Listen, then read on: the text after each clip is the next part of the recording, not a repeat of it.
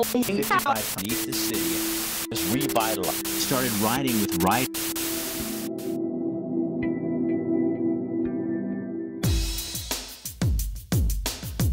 When I got wind that Coburg Pizza was moving into the old Abbey's building off Centennial in Springfield, I got really excited.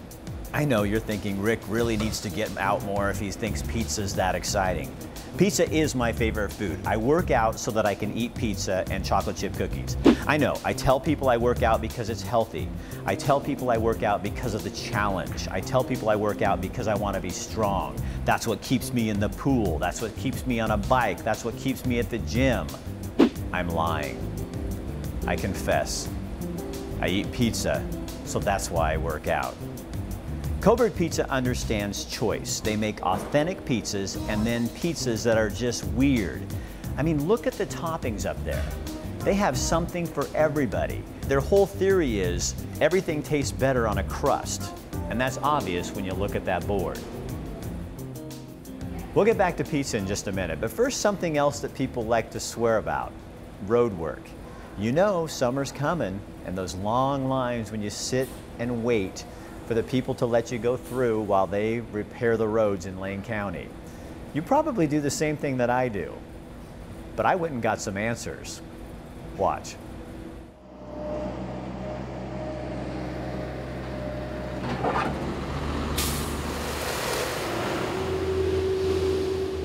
You know you do it. I do it. You get at a construction site, you're stuck in traffic because they're doing some work, and your mind starts thinking of the questions. You know, the questions like, how come so many people are here not doing anything? They're standing around. Or questions like, why are they repaving this road anyway? It doesn't need to be paved. Or how come they don't do this work at night? So you know what, we should just go ask. They are the questions we think we know the answers to. Most of us are not experts in road construction, but put chip seal on our road or hold us up in traffic, and all of a sudden we think we've got all the answers. Yes, sir. Hi, I'm Rick Dancer. Who's in charge here? Hi, I'm Dave Brown. I'm the construction service manager for Lane County. You're who? I'm the construction service manager. I got a couple questions for you. Okay, how can I help you? These are the questions that fill the phone lines at Lane County Public Works. Okay, so how come everybody's just standing around not doing anything right now? We're having a project meeting. An operation like this one costs the contractor about $1,000 an hour. When a problem arises, you don't head back to town to have a meeting, not with costs like that. Instead, you meet right on the job. We are actually doing something. We're in a fishbowl out here, and we don't have the floor walls that an office building would provide, but this is still the most cost-effective way so we can get our contractor moving and not delay them. In addition, when the people on the job take a break, they take it right here, in plain view. All we tend to see is people not doing anything. Another thing to consider is not all employees on the county job site work for the county. There are safety spotters and observers who work for the contractors. Also, if a gas line or utility is near where work is being done, those companies have spotters on the scene in case something goes wrong. Why don't you do road work at night when you don't have to mess with traffic? The cost is, conservatively speaking, is at least 10%, maybe more than that, a premium. And right now we're very short of money, and we're trying to make the dollar stretch as far as we can. And they have to probably pay overtime to work. They also got to keep their plants open late at night so they can deliver the materials, the aggregate and asphalt to the job. There is also the noise ordinance surrounding night work, especially in areas closer to town. Lane County designs roads to last 20 years and hopes to get 30 years out of them. How long that road lasts depends on maintenance. Water's our worst enemy. Once water gets into our subgrade, in a rock, it starts pumping and we lose our road. When I look at this street, it doesn't look that bad compared to a lot of streets, and people say that all the time. It doesn't look like it's that bad. Dave says the street is not that bad right now, and he wants it to stay that way. When you pay the cost of repairs in square yardage, every dollar counts. This costs about $2.50 or so to slurry, whereas we have to reconstruct the street or go into an overlay. We're going to be up to $12 to $15 for an overlay, and reconstruction is going to be 30 to 40 or even higher. So this is the first step. Slurry seal dries quickly and must be ready for homeowners to drive on by the end of the day. If your pet can't read the signs and steps on the wet sealer, remember, it is a tar substance, so you're going to have to clean it off their paws before you let them in the house. Chip seal is used a lot on rural roads to maintain a good street and seal the foundation from the water issues. But it's not very popular with some drivers or cyclists. They're going to call us about why are you first working on the road. The second one is the loose rock. Chip seal crews are fast and the products dry quickly, but the loose gravel can linger a bit. We'll be back sweeping this tonight, and then we'll be placing a fog seal on it the following day. Once you understand why, it makes it a little easier to deal with some of the inconveniences. Arno, what would you love to sit down with people and just try to explain to them? That we really do know what we're doing, and to keep a road in good condition is the most cost-effective way to operate. Our last question deals with right-of-way. You know, that 30 or so feet on each side of the county road that doesn't belong to the property owners. Most of the county roads are 60 feet right away, which means 30 feet on each side. But there's always an exception. Some places it's 40, sometimes it's 50. Roads aren't always built in the center of the right-of-way, so before you go putting up a fence or planting shrubs and trees, get a professional survey of your right-of-way. Lane County is not out looking for offenders, but if someone complains and you're in the wrong, you can be asked to remove the problem. So the next time you get stuck in traffic or see crews resurfacing a road that looks fine to you, remember, crews are working to maintain roads so in the long run, taxpayers save money. I recently moved into an office in downtown Eugene, and so I needed to get some office supplies. I needed a chair, and I needed a file cabinet, and then you know some of those things that you start your papers in, they sit on your desk. But I went to the office places, and they were really expensive. So I went out to Goodwill. I saved so much money. A file cabinet, $4.99 instead of $129. An office chair, $39.99 rather than $159. You know, Goodwill is not your mom and dad's Goodwill. They've changed a lot out there. Take a look.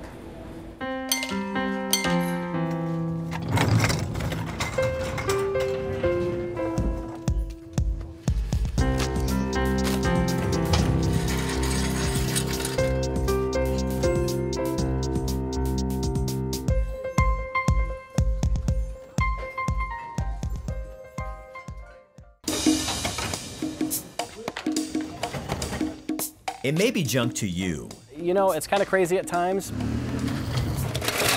But to Goodwill, it's a mission. For this location, 2,500 pieces is pretty regular every day. Goodwill takes things we may find little value in and helps recreate purpose. For me, it gives me opportunities to learn and learn new tasks and learn new skills and stuff. So on a daily basis, you know, anything you drop off on a day like today could be priced and put out in the store. That same day. Recycled goods. Every single day you come in, you see something different. Recycled lives. When people donate and they bring stuff in, it's also helping put us to work. Competing on a new level. We try to rotate the goods on a regular basis to give everybody a fresh selection. With a new look. You're probably looking at anywhere from 1,500 to 2,000 pieces of hard goods. So, I mean, do the math on that. That's a lot of goods we put out on a day-to-day basis. But the mission is the same.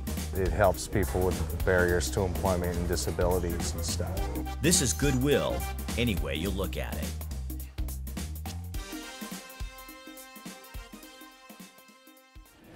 We did a number of short documentaries for Goodwill, and you're going to be seeing those throughout the show tonight. Let's turn gears just a little bit here to something a little more serious. In May, that's prom season. In Creswell, the city, the school district, the sheriff's department, and parents were looking for a way to really get the message out to their kids that drinking and driving can kill.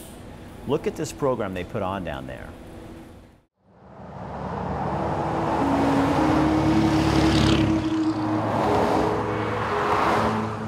Every 15 minutes, someone in the United States dies from injuries in a drunk driving accident. We really say that they're not accidents, they're crashes, because they are choices, and people make those choices to drive impaired or to do irresponsible things behind the wheel. This is a mock accident performed at Creswell High School. In a split second, your life can change. The Grim Reaper visits a classroom every 15 minutes, pulling a student out, representing another victim of bad choices. Then a mock car accident in front of the entire student body. It felt real, yeah, it actually scared me a little bit because one of my best friends, she was the one that was on the hood. And I just looked over and she looked up and all of her makeup was done and everything. And it looked like legit to me. She's all sprawled out and just looks up and I was like, oh, and a tear went down the side of her face and I was just like, oh, I just started breathing really hard. It just like really opened up my eyes to being like, oh, just the simplest mistake, simplest thing, that not buckling your seatbelt or getting in like a car with a drunk driver just can change your life forever.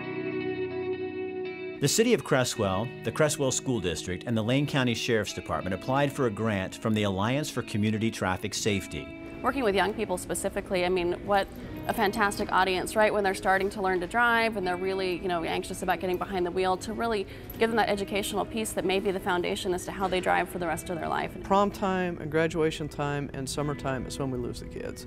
Very seldom do we lose kids in the fall and winter. It's always that spring and summer. And so if we can give them just a little push to be a little bit safer in those times, that's a good thing. The $5,000 grant pays for the Sheriff's Department overtime to put on the project. Everything else is donated by the community. They were genuinely attentive to what they were seeing and participating in, and I'm hoping that the impact is ongoing beyond just this week and this weekend and truly has an impact on their life. Every 15 minutes goes beyond impaired driving. The biggest thing for me is, you could tell that over there was the seatbelts. I never wear my seatbelt. He showed us those pictures and asked, how fast do you think this guy was going to have his head ripped open like this? And we all figured, 70 miles an hour, at the least 45, 5 miles an hour. That shocked me. I couldn't believe it. Choices, real life and death decisions kids rarely think about. Call your mom, call your dad, and get the consequences out of the way. I mean, I'd rather go home to consequences than never come home at all. A reality check. Writing a letter to your parents explaining your death becomes all too real. It made me think about how I act towards them, because I'm not bad to them. I just don't acknowledge them as much as I should, because I've just lately been kind of distant from them, always wanting to leave the house, go do whatever. And my mom was like, you can talk to me about anything. And I was like, yeah, I know. I got it, thanks, Mom, like I do. And then I was writing it and I was like, I'm dead now. And I just brushed it off like that. I said that to her and now I'm dead. And I can't say anything else. So why does that bring tears to your eyes? Just for the sheer fact that they brought me into this world and everything they've done for me, and I just brushed them off. How can you do that? How can you leave the world knowing that you did that?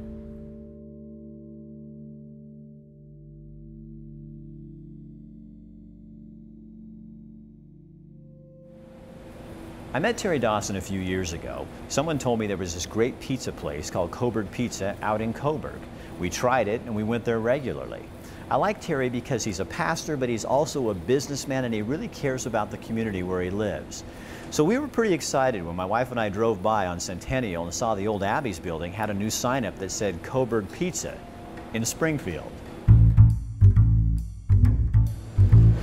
From our perspective, some of our initial reason for opening a restaurant to begin with, pizza provided an opportunity by which to get to know people because people like pizza. So it seemed to work a little better than a salad bar at the time. The more we started feeding friends and family and neighbors and all, the more we began to hear, gosh, you ought to take this on the road or you ought to open up a shop. 5.5, 6 years ago, we did take it on the road about a half mile away from our house and opened up a little shop in Coburg and have been serving dozens and hundreds and probably thousands and thousands of pies since then.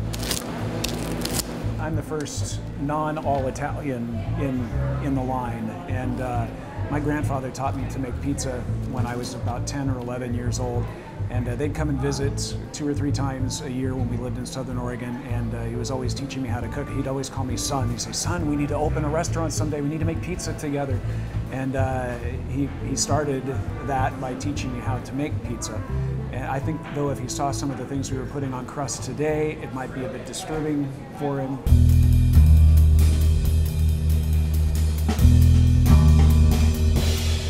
I don't know, maybe 20 years or so ago, my wife needed to make pizza one night, but we didn't have the normal stuff in the fridge that we normally made pizza out of, so she grabbed some chicken and barbecue sauce, and we thought we invented the barbecue chicken pizza. Well, we invented one, but not the, apparently. We were a few years late to invent the original.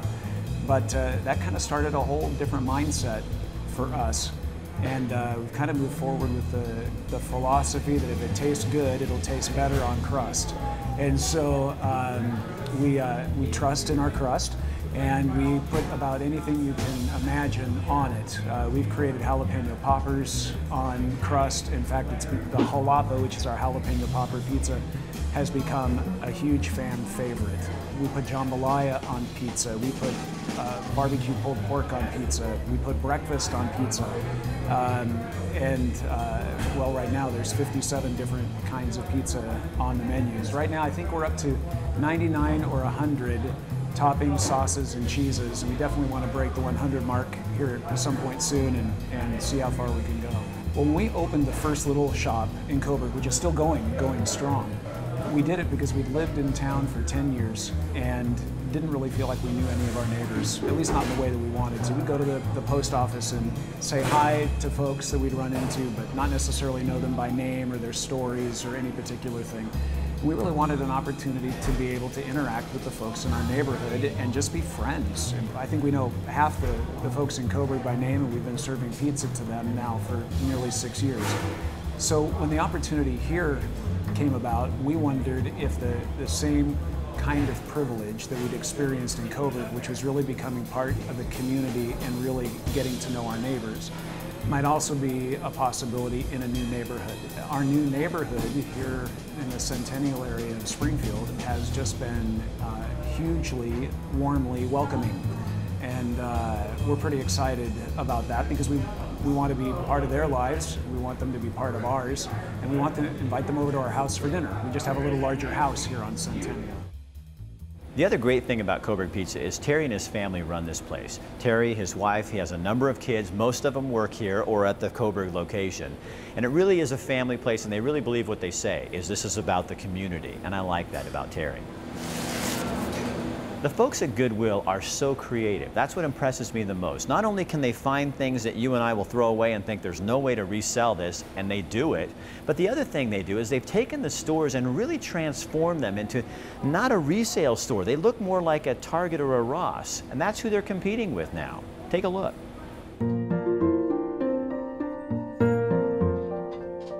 Leftover yarn, old games, oodles of thread, by themselves perhaps junk. Bundled together, a desirable product. At Goodwill, it's all about finding ways to recycle products to create jobs for people. With your donated items that may be to you non-usable or trash now, to somebody else, not only is their paycheck, but it's a way of life. Stores are neat, clean, competitive, and comfortable to shop. We help provide services for individuals with barriers to employment, so whether that be disabled or people with just simple challenges. Goodwill is serious business. Your donations matter more than you know. This is my passion, this is my love. Not only are we keeping items out of the landfill and promoting jobs for individuals of all different employment, but we're also working with these guys to change their lives. At Goodwill, finding use for everything and everyone is second nature. They have a job. Everything that these guys are doing is, you know, giving them money in their pockets and giving back to the community. This is Goodwill, any way you look at it.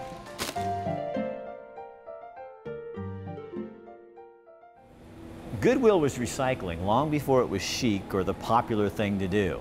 They have a reason, and I love their reason, and we're going to show you that in just a little bit. At Coburg Pizza, they not only serve great pizza, they serve local beer and wine. When they took over the building, they came in and they repainted inside and outside. They came up with some cool corrugated steel, and they put in new furniture, even big screen TVs. It's a place you really want to just hang out and sit and maybe watch a game and, of course, eat a pizza. Now that spring is here, a lot of people are itching to buy a newer used car. A few months back, I went to Phil Spears. He's a friend of mine. He owns Sheppard Motors. And I said, you know what you should do? Send your mechanic out with me and my photographer, and let us do a story with him on how to buy a used car. You know, what you need to look for, the stuff that your mom and dad would never tell you, the things that the car dealership never wanted to tell you. And he did it.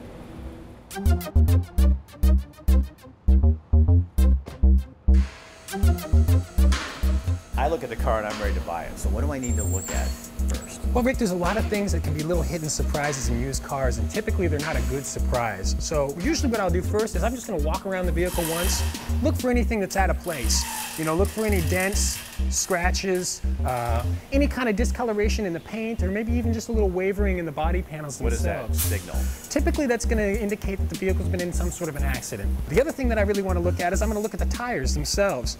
You want to make sure that the tire tread is evenly wearing across the entire width of the tire. That's also going to indicate whether or not the vehicle's aligned properly, or possibly if it's been in an accident. You want to just pop the hood, take a quick look, make sure that everything's kind of in its place. First of all, what I usually do is I make sure that all the caps and dipsticks and everything are where they're supposed to be.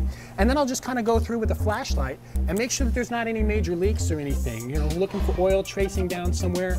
Check a lot of the hoses and whatnot, make sure there's not any fluids coming out of those. Basically, one of the first things that I look for when I get into a vehicle, I like to start it up, make sure that it starts real easy. The RPM's gonna jump up kind of high at first, but you wanna make sure they come back down to where they're supposed to be relatively quickly. Another thing I like to do is I like to push every button in the car. Check to make sure all the windows are working correctly.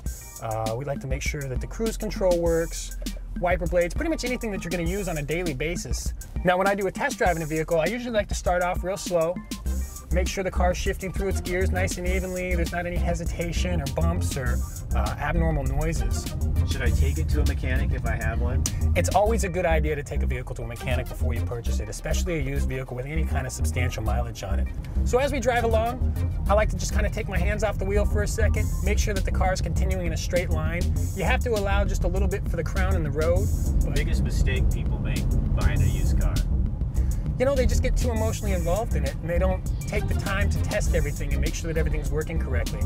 So one of the other things I like to do is I like to get the car up to highway speed. A lot of times when you're driving slow, you're not going to notice things like a slight tire out of bounds or maybe a slight alignment problem. So once you get the car up to about 55, 60 miles an hour, you can really feel what kind of condition the vehicle's in. And we do used car inspections for people all the time and just help them to make them feel good about the decision that they're going to make. And you hate to see someone get burned.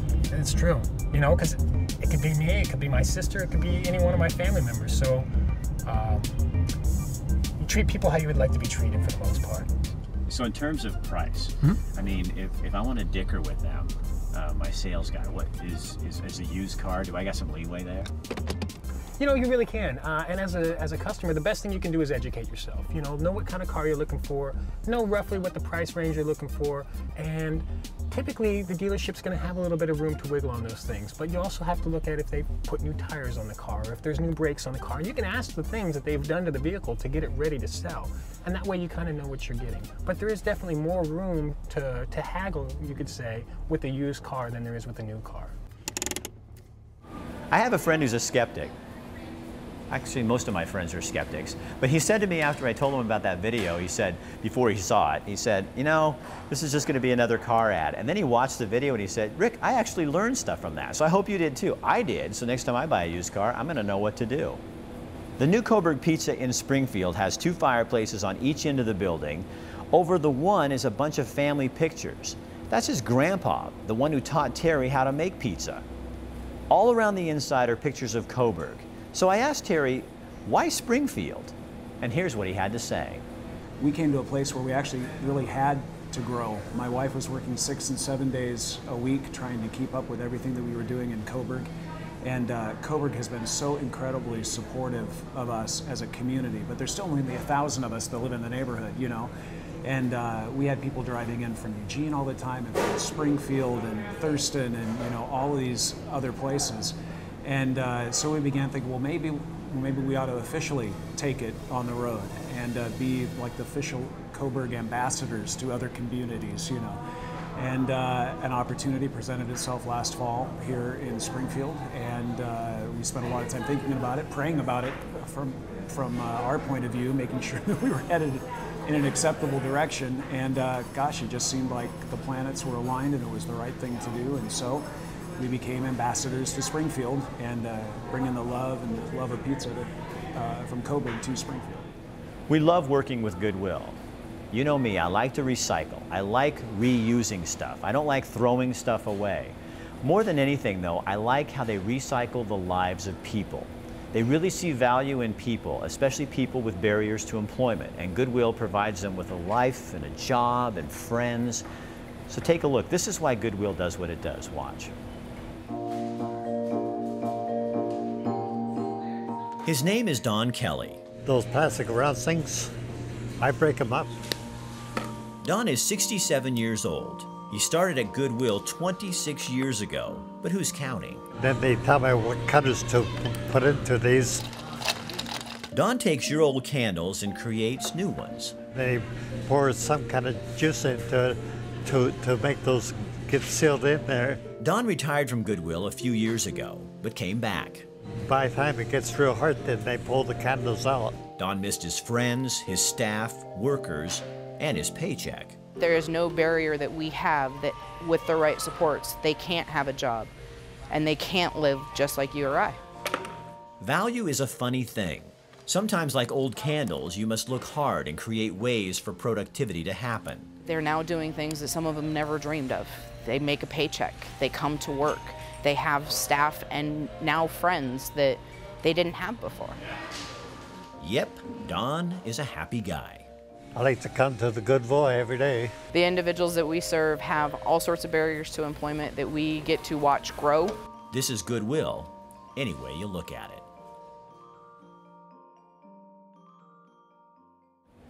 So when you finish with that garage sale and you finally clean out that closet that you should have cleaned out about 3 years ago, bag up the stuff, take it to Goodwill, recycle it, and let them use your recycled goods to recycle someone's life. That's it for this show. Next month, we got a special show coming for you. We're going to be in Cottage Grove. The whole show is going to be about Cottage Grove. What are we going to do? You'll have to tune in and find out. Good night.